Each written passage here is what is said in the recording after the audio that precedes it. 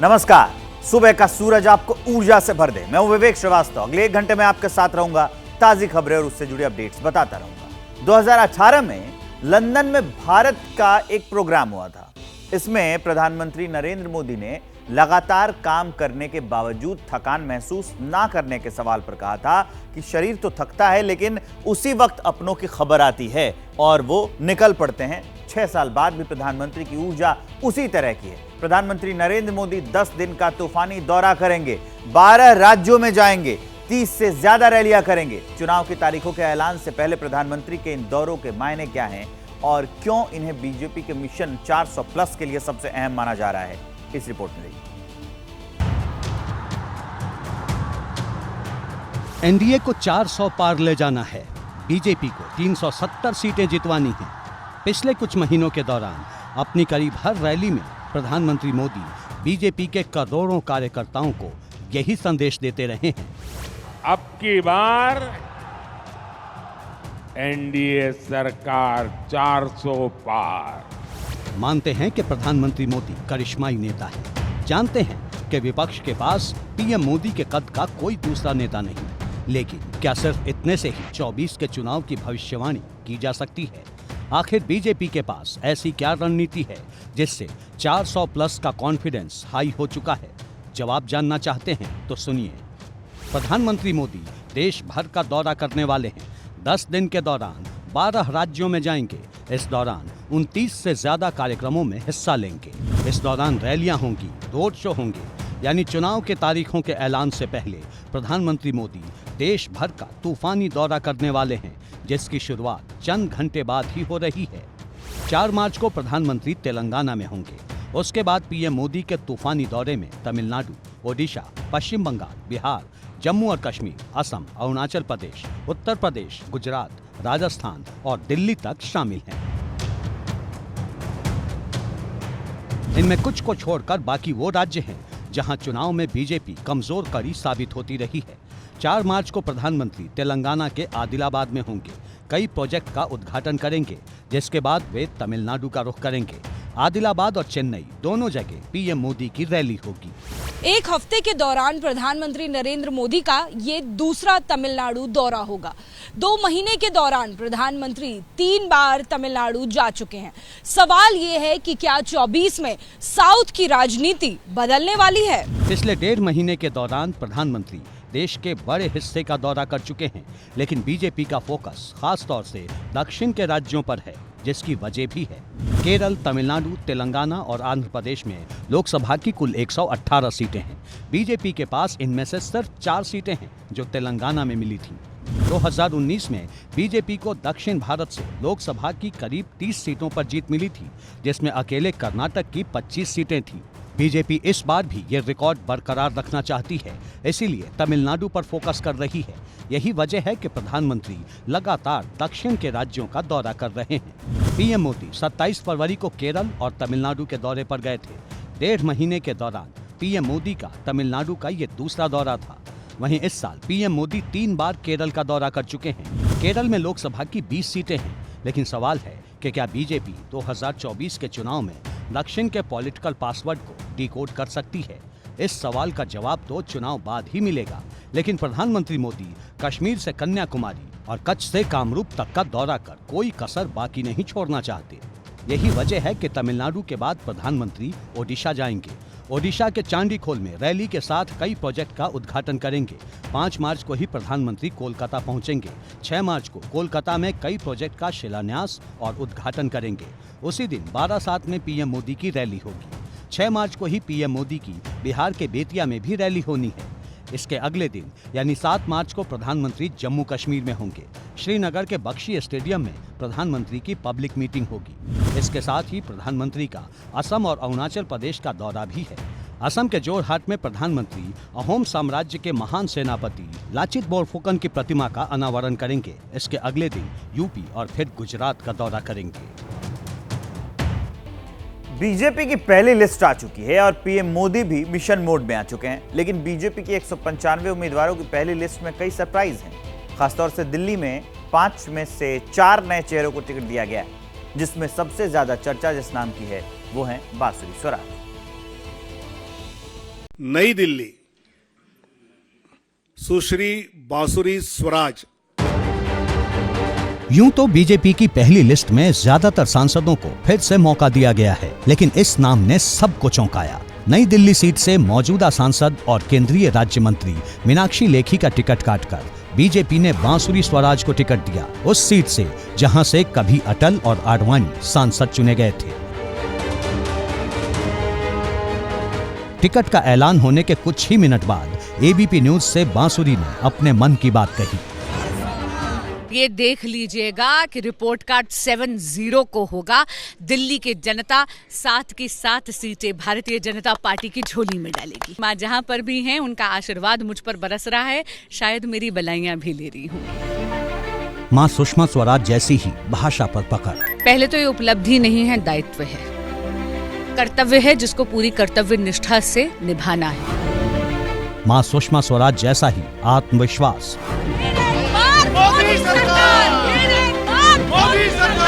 बांसुरी को देखते ही सुषमा स्वराज जीवंत उठती हैं और यही अनुभव किया था नरेंद्र मोदी ने अगस्त 2019 में। सुषमा स्वराज के निधन के बाद जवाहरलाल नेहरू स्टेडियम में श्रद्धांजलि सभा थी। बांसुरी का भावुक संबोधन नरेंद्र मोदी भी सुन रहे थे।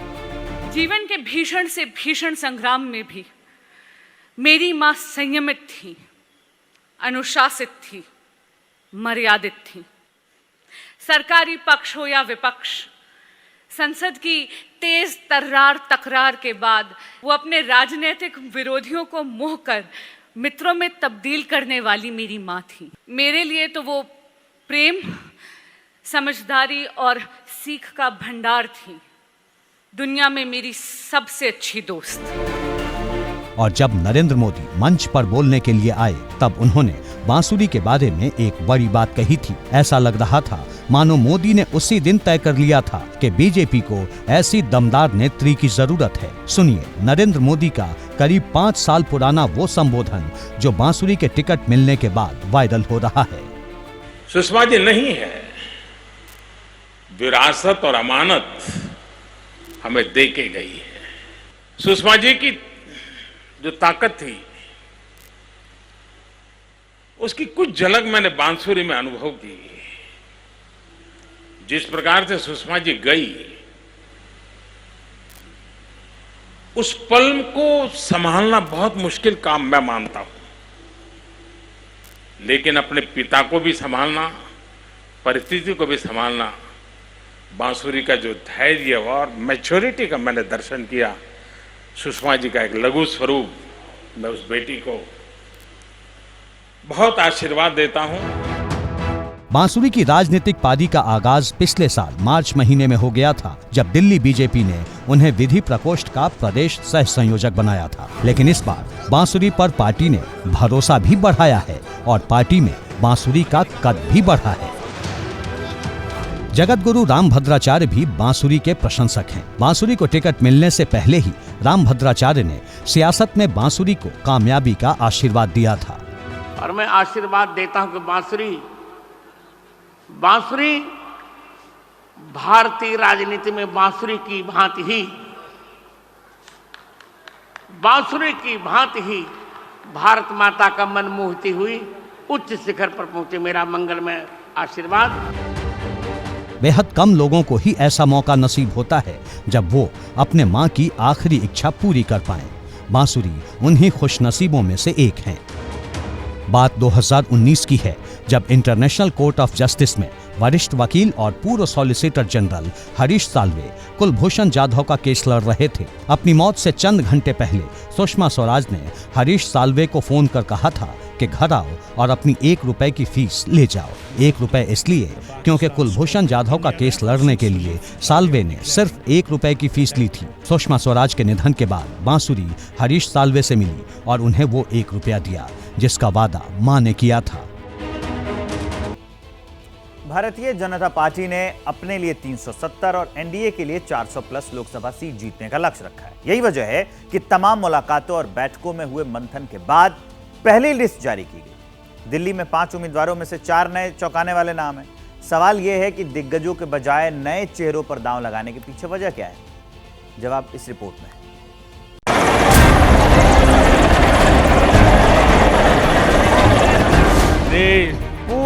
विश्वास से कह रहा है, बच्चा बच्चा कह रहा है, गांव भी कह रहा है, शहर भी कह रहा है, अब की बार एनडीए सरकार 400 पार। ये भारतीय जनता पार्टी की विजय यात्रा, इसका अर्जुन भी आप हो और इसके कृष्ण भी आप हो।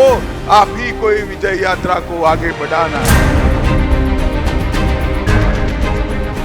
सीएए देश का कानून है, इसको कोई रोक नहीं सकता और हम सीएए को लागू कर रहे हैं। चुनाव में फिर एक बार मोदी सरकार और अब की बार 400 पार।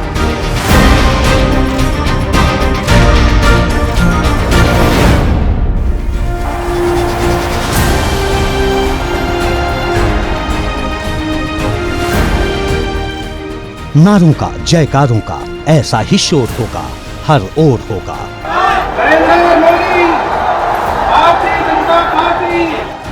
चुनावी रैलियों में धूल उड़ाती गाड़ियों का काफिला होगा।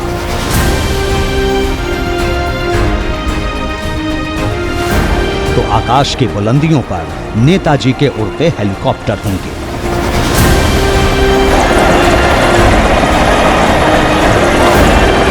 बस चंद दिनों की ही देरी है जब दुनिया का सबसे बड़ा लोकतंत्र एक बार फिर सबसे बड़े इम्तिहान के दौर से गुजरने वाला है।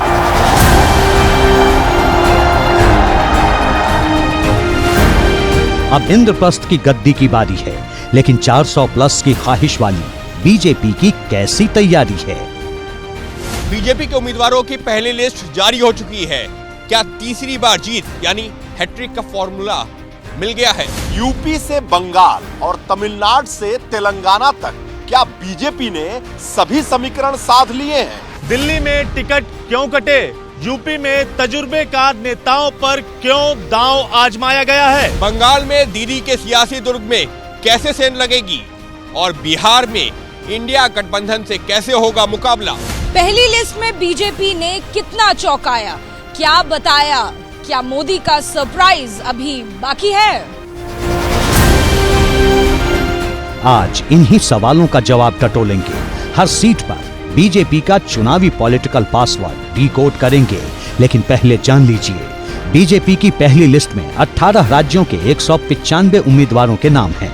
इन 195 नामों में से 115 पुराने उम्मीदवारों के टिकट बरकरार रखे गए हैं, यानी करीब 60% उम्मीदवारों को फिर से चुनाव मैदान में उतारा गया है। 195 में से 155 सीटें फिलहाल बीजेपी के पास हैं, यानी सिर्फ 20% मौजूदा सांसदों का टिकट ही काटा गया है। इनकी जगह नए चेहरों को मौका दिया गया है। इनमें से 4 तो दिल्ली से ही हैं। इनमें चांदनी चौक से प्रवीण खंडेलवाल, पश्चिमी दिल्ली से कमलजीत सहरावत, दक्षिणी दिल्ली से रामवीर सिंह बिधोड़ी और नई दिल्ली सीट पर बांसुरी स्वराज का नाम है। अब की बार 400 पार, हम रिकॉर्ड मार्जिन से चांदनी चौक की सीट जीत रहे हैं। प्रधानमंत्री जी के नाम पर पूरी दिल्ली में 7 के 7 उम्मीदवारों को 70% से ज्यादा वोट मिलेंगे। मेरा ये जो कॉन्फिडेंस है ना, ये मोदी जी की गारंटी में रूटेड है, क्योंकि मोदी की गारंटी पूरी होने की गारंटी। नारी शक्ति वंदन जब पास हुआ था तो हमें था कि आगे आने वाले सालों में मिलेगा, लेकिन प्रधानमंत्री जी की सोच को उन्होंने इतनी जल्दी दिखा दिया। मैं क्या कहूँ, तहे दिल से धन्यवाद करती हूँ आदरणीय प्रधानमंत्री नरेंद्र मोदी जी का। दिल्ली में 5 सीटों का ऐलान किया गया। पुराने उम्मीदवारों में सिर्फ मनोज तिवारी की ही सीट बच पाई है। मन में पार्टी को धन्यवाद देने का भाव है। जो विश्वास जताया है नरेंद्र मोदी जी ने पुनः एक बार हमारे ऊपर, हमारा ये 10 साल का जो परिश्रम है वो लग रहा है सकारात्मक दिशा में गया है। और हम पूरा विश्वास दिलाते हैं कि पार्टी ने जो विश्वास दिखाया है, हम इस विश्वास पर खरा उतरने का प्रयास करेंगे। ये तो बात सियासी है, लेकिन सवाल ये है कि दिल्ली की लिस्ट में पुराने नाम क्यों डिलीट किए गए? इनमें सबसे बड़ा नाम है डॉक्टर हर्षवर्धन का। हर्षवर्धन लगातार 2 बार से चांदनी चौक सीट से सांसद थे। इस बार उनकी जगह प्रवीण खंडेलवाल को टिकट दिया गया है। प्रवीण खंडेलवाल वैश्य जाति से आते हैं और चांदनी चौक में वैश्य वोटर निर्णायक हैं। लेकिन डॉक्टर हर्षवर्धन का टिकट क्यों काटा गया? कोरोना काल के दौरान केंद्रीय स्वास्थ्य मंत्री की जिम्मेदारी संभाल रहे थे डॉक्टर हर्षवर्धन। जानकारों के मुताबिक कोरोना काल के दौरान केंद्रीय स्वास्थ्य मंत्रालय का रोल जैसा होना चाहिए था वैसा दिखा नहीं। टिकट कटने के बाद डॉक्टर हर्षवर्धन ने राजनीति से संन्यास का ऐलान कर दिया है। कुछ ऐसा ही किस्सा दिल्ली के एक और दिग्गज रमेश बिधूरी का भी है। रमेश बिधूरी दक्षिणी दिल्ली से सांसद थे। इस बार रामवीर सिंह बिधूरी कैंडिडेट हैं। रामवीर सिंह बिधूरी भी गुर्जर समाज से ही आते हैं। दिल्ली विधानसभा में विपक्ष के नेता की भूमिका निभा रहे थे, लेकिन रमेश बिधूरी का टिकट क्यों काटा गया? बिधूरी ने टिकट कटने को पार्टी का फैसला बताया, लेकिन सवाल ये है कि टिकट कटा ही क्यों? रमेश बिधूरी अपने बयानों से चर्चा में रहे। पिछले साल एक मौजूदा सांसद के बारे में सदन के भीतर ही उनकी विवादित टिप्पणी से खूब बवाल हुआ था। रमेश बिधूरी के टिकट कटने की यही वजह मानी जा रही है।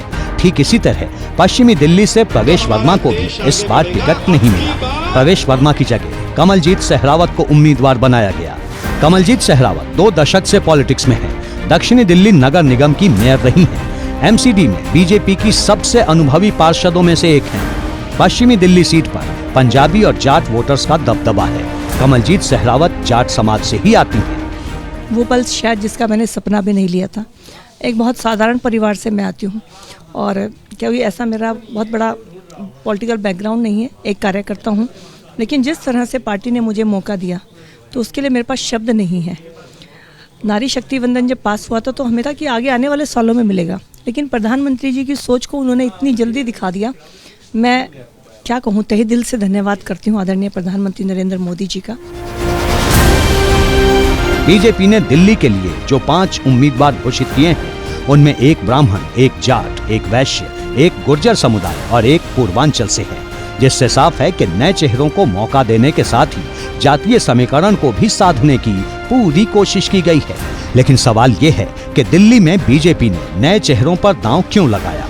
जवाब है कांग्रेस और आम आदमी पार्टी। दिल्ली में आम आदमी पार्टी और कांग्रेस मिलकर चुनाव लड़ रही हैं। दोनों पार्टियों में सीटों का बंटवारा हो चुका है। आम आदमी पार्टी अपने कैंडिडेट्स का ऐलान भी कर चुकी है। दिल्ली में लोकसभा की 7 सीटें हैं। 2014 और 2019 के चुनाव में बीजेपी ने दिल्ली की सभी 7 सीटों पर एक तरफा जीत हासिल की। पिछले चुनाव में बीजेपी का वोट शेयर सभी 7 सीटों पर 50% से ज्यादा था। 2019 के चुनाव में कांग्रेस और आम आदमी पार्टी ने अलग अलग चुनाव लड़ा था।